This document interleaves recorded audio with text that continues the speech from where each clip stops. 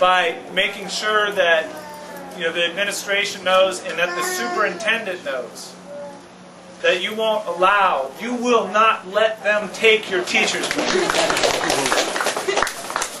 Like someone mentioned in there that we're supposed to learn about real life, and like what we're learning after school right now, like I don't know what the quadratic formula, how I'm going to use that in the real life, but like the stuff Mr. Rogers is teaching us about, he was teaching us about Blackwater, like current events just happening, and by doing this protest we were able to raise our voice and be heard, and by telling him that he's not allowed to do that, it's like telling us that we're not allowed to do that in the real world either. Yeah, it's great.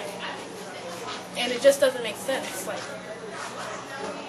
just working together on this. How would you suggest that we go about having these meetings? Well, one thing the school obviously isn't going to let us if they know what we're doing. One thing is you have every right to meet. I mean, it's your school, your students. In the Bill of Rights, in the Constitution of the United States of America, it says citizens have the right to free speech, the right to peaceful assembly, and the right to association. That means y'all can form an association, you can form a club, you can talk, you can write whatever you want, or pass it out. They have no right by the Constitution.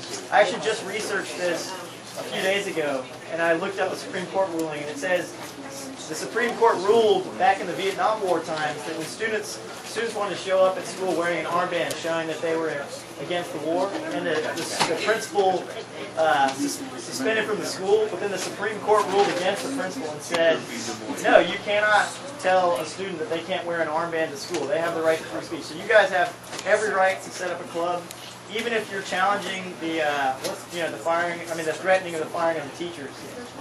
Don't let them tell you that you can't. I mean, a big part of it is you have to exercise your rights. You have to know your rights and exercise your rights, enforce your rights. Because they will try and tell you don't have those rights. But that's not true, and we can help with that. If you contact Youth Against War and Racism, we know the laws, we can help you with that. Just email us or go to our website.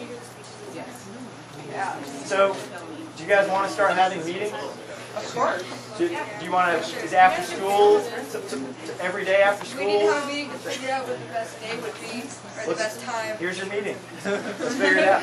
Well, after school, there's a lot of people, a lot of sports, there's a lot of different clubs, and the lunch, yeah, there's 2 different lunches. It could have 2 different meetings. That'd be kind of confusing. Before school, people are lazy and don't get up, so do it during advisory. During advisory? Okay, once a week. They tried to shut us up for a little while on certain people, on certain aspects. And when we tried to rebuttal against other arguments, they tried to shut that down. And at the end, before we finished all our arguments, they tried to, they try to take a break so they can take the passion of the moment away. That way all the students will be less fired up. They said that we couldn't talk anymore, even though they tried to claim that they were going to stick by the agenda.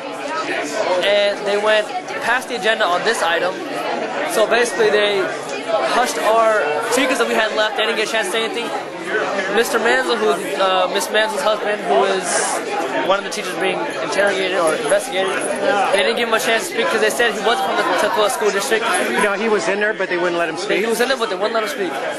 And even though a bunch of people in there who were not from the Tukwila School District did speak, they were afraid of his argument. No, he's a teacher, but not from your school No, district. he's not a teacher.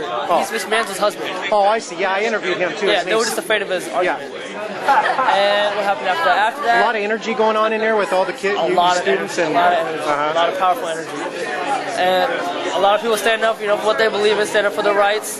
They try to calm us down, say that basically that we shouldn't talk about it. They didn't say that, but basically they said that, How did they say calm down? Did they bang a thing on the thing? They banged a thing on the gavel. Yeah, so they did. And every time we made a compelling argument, they basically said that it was null and void.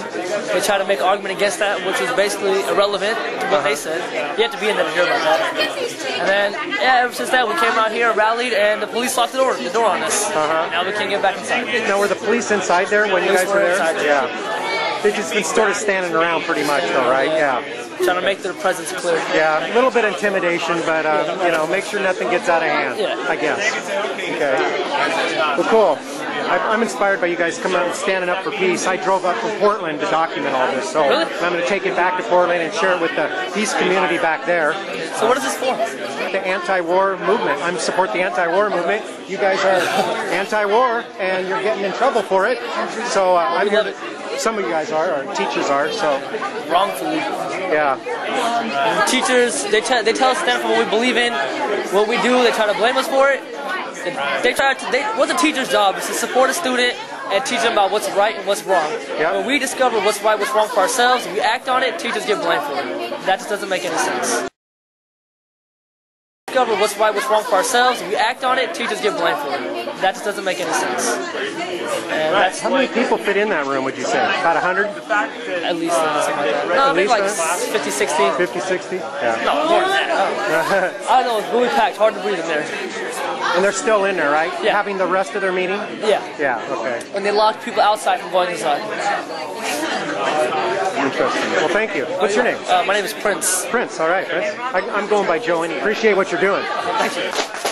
Went through the interview this afternoon with Brett Rogers as his attorney, and I will tell you all of the questions were about his political speech, what politics he was teaching in class, and trying to get him to name names. They can't believe that a group of students were actually capable of thinking and organizing a demonstration and acting out of conscience themselves, even though they keep saying that's what they're trying to teach. They can't believe that a group of students were actually capable of thinking and organizing a demonstration and acting out of conscience themselves, even though they keep saying that's what they're trying to. Let the teachers teach! Let the teachers teach! Let the teachers teach! Let the teachers teach! Let the teachers teach! Let the teachers teach! Let the teachers teach! Let the teachers teach! Let the teachers teach! Let the teachers teach! Let the teachers teach! Let the teachers teach! Let the teachers teach! Let the teachers teach! Let the teachers teach! Let the teachers teach! Let the teachers teach! But they're also messing up our school schedule next year. I completely agree with you. I'm on your side, but they're messing up our school schedule for next year. And like, so get back in there, in other words. No, and so that's what's going on right now. A bunch of ignorant kids. It's still another battle, in other words. And protesting against. We got ignorant, man. We went in there and voiced our opinions. Yeah. I think that's enough. And they're still doing it out here. They kicked us out. Okay, still be in there if they haven't kicked us out. Trust me, that's not They didn't kick us out. We have a scheduled time. We're getting a meeting in 2 days. If we followed their rules, we wouldn't have walked out. Okay, they're the ones that kicked our teachers out. Yeah, so we can stand up and teach power like that. Hey guys, let's keep the focus on teachers here. What I'm really concerned about is that when that wonderful parent said, so what are you going to do? Then the woman that was chairing the meeting, she said, we can't comment. I feel like the board, heard us, but they're just going to, when we all go away, they're going to ignore us. Possibly they might ignore us. I mean, I think we made a good impact, but we need to make sure that the teachers don't lose their jobs. We need to make sure that no students get disciplined, get unexcused absences. So I think we need to keep the pressure on, because it's easy for them to act like they're listening to us and then not listen to us. And so I think one of the ideas I'm thinking is that we should demand a follow-up meeting. Okay, we have one meeting tonight. That was good. Because that's a successful thing. That's something that they can listen to. If they're not going to sit here and listen to us, sitting out here chanting, that's not going to work. And it's not us being ignorant, it's them being ignorant. It's not us. How about if people raise their hands and we can have a discussion and decide what to do? That's a little bit more successful than sitting here chanting. So yeah, go ahead.